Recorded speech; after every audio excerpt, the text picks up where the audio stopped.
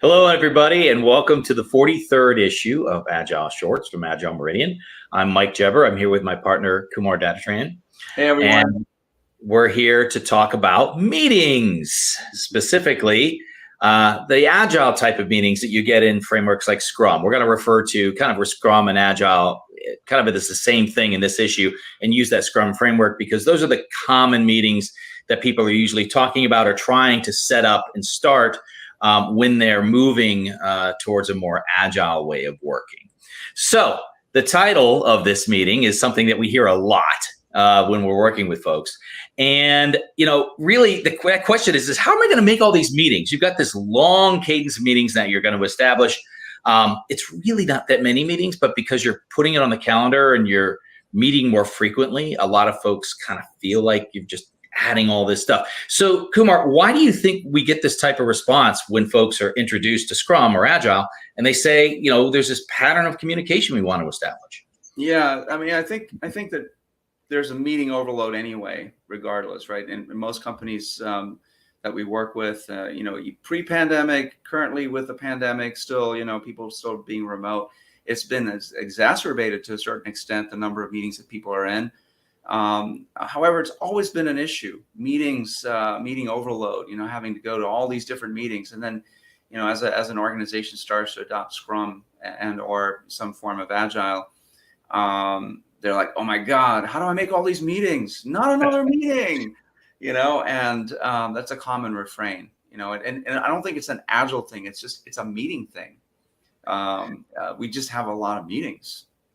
Yeah, there are already more meetings than they have time for already. And you come in and say, well, I'm going to add these other meetings that you've never done before that have these other purposes.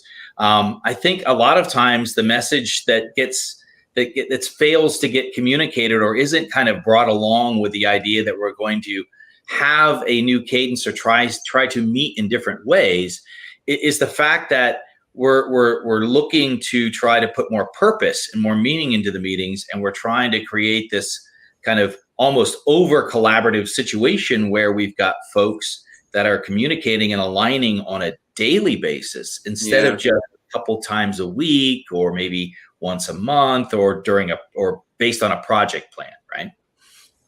Yeah, that's right. I mean, Agile adds a lot of the Scrum meetings in particular add a lot of structure, right, and a lot of intended purpose and a cadence behind it. And so, people may not be used to that. It's like, oh my God, we got to meet every day. Oh no, so you froze there slightly. You said we're going to meet every day, and then you froze. So go ahead. Yeah, I was just saying, when people will start with Agile, it's like, oh no.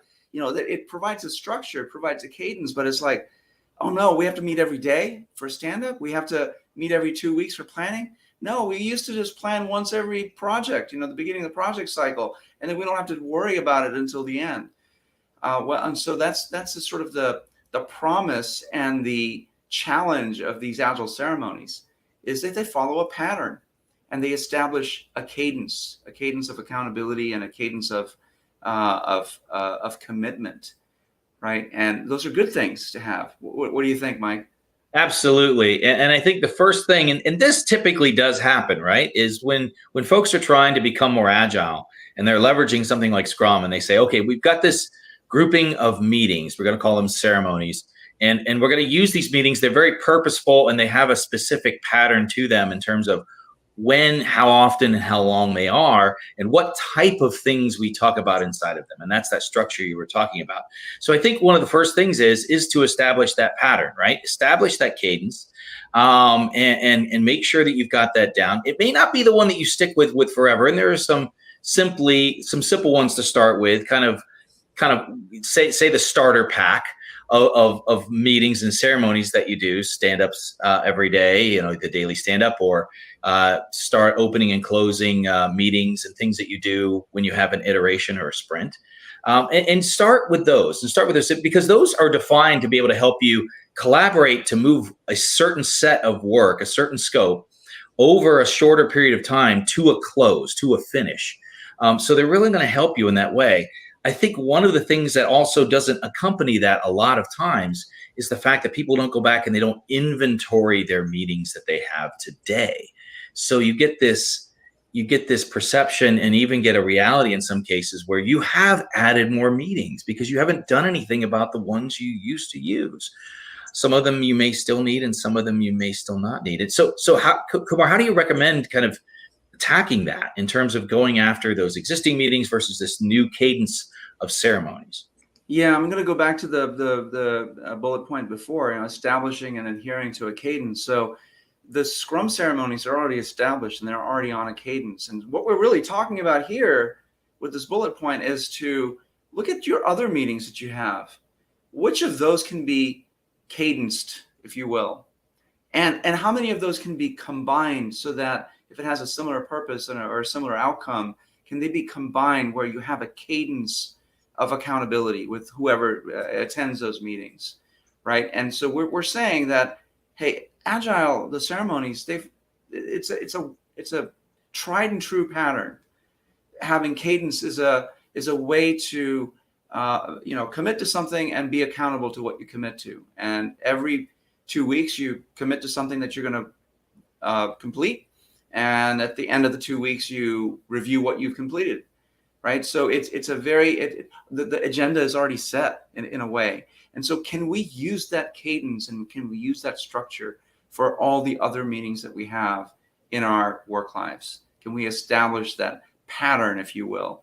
And the first step of that, of course, is to inventory. What are all the other meetings on your calendar that you go to? Is there a clear purpose and a clear outcome laid out? Do you need to be there? and would something happen if you didn't attend? Right? Would you miss out, or would the team, the group that you're meeting with, miss out with your absence or without you there? And if the answer is unclear, then maybe it's worthwhile asking those questions to the people that organize those meetings. What is the purpose? What is the outcome? And really kind of go through your meeting structure, inventory them, and then if they are needed, figure out, are there ways to combine them and establish a cadence to them, just like in the Scrum ceremonies?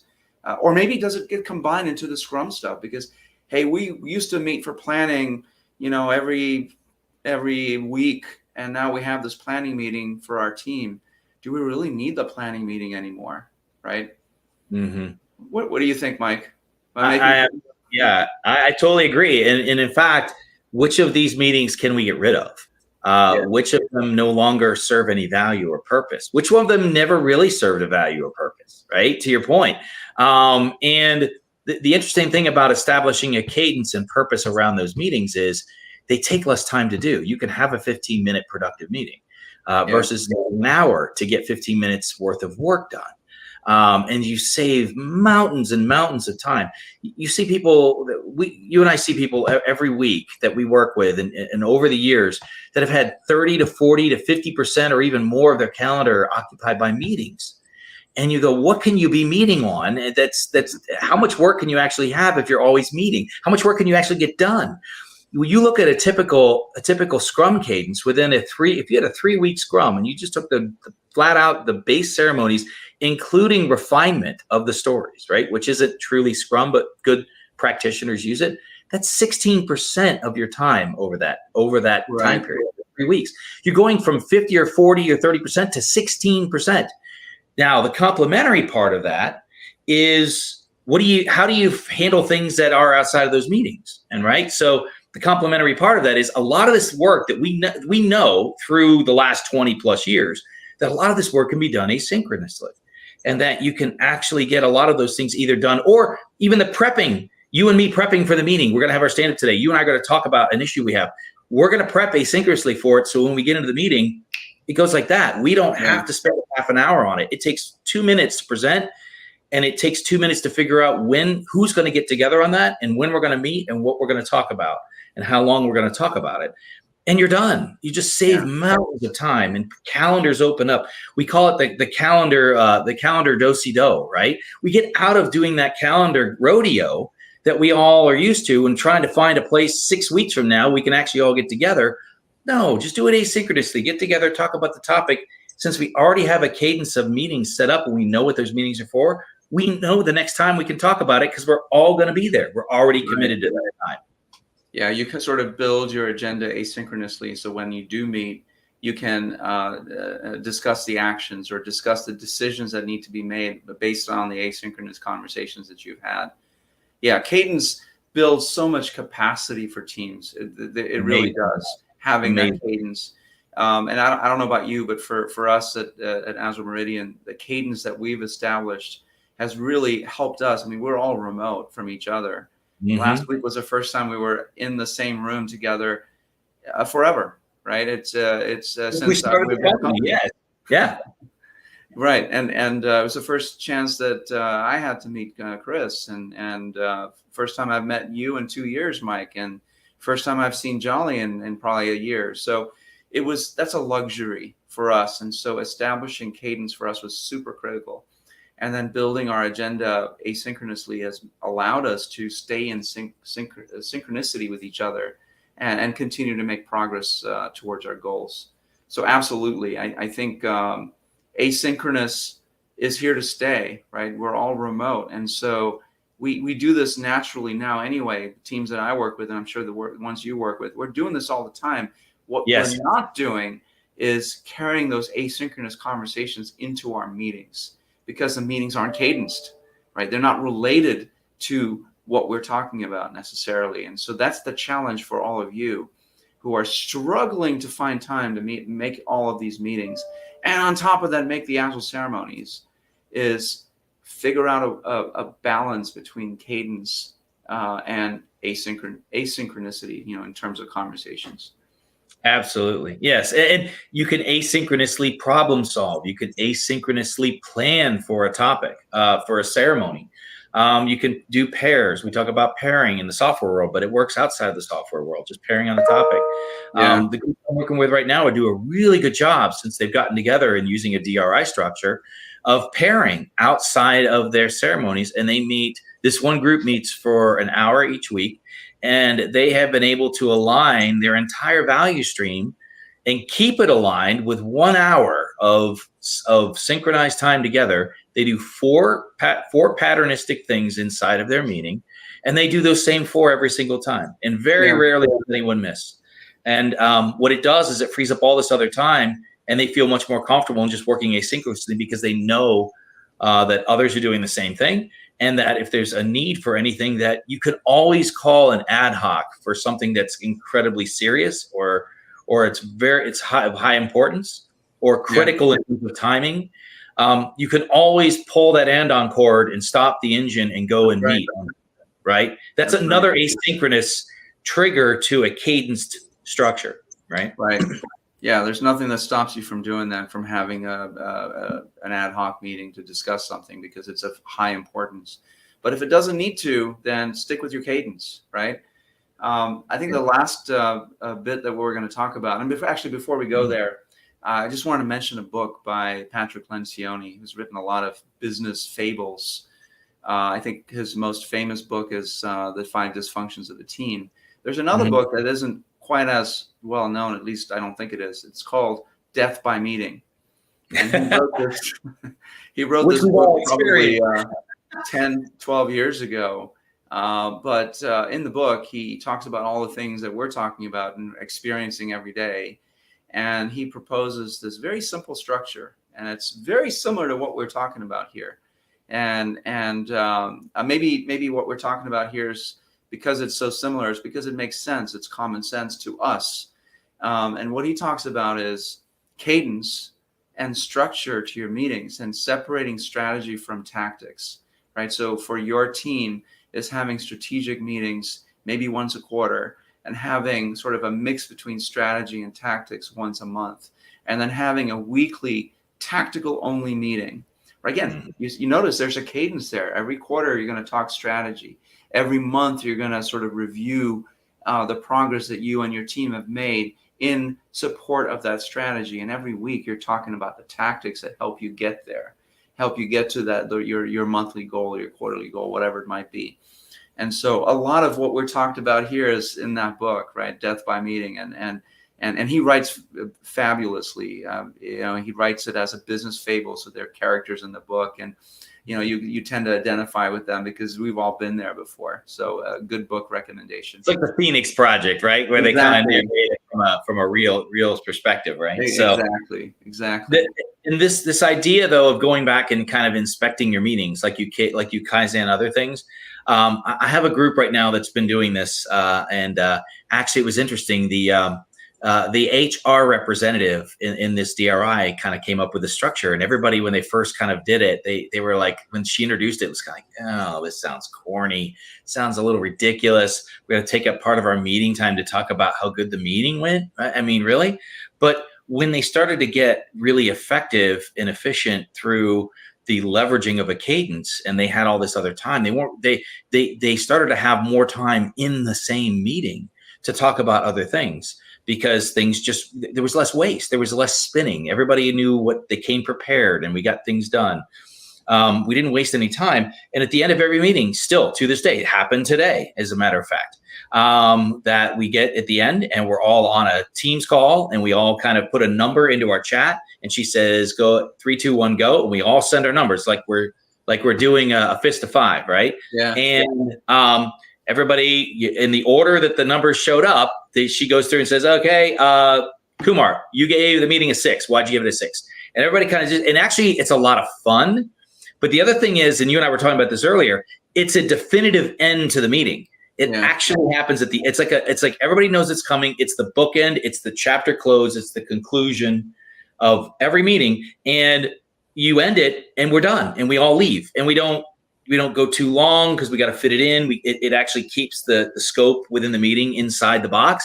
Everybody leaves at the same time. We don't drag on or roll over and then have people drop out before we've done it.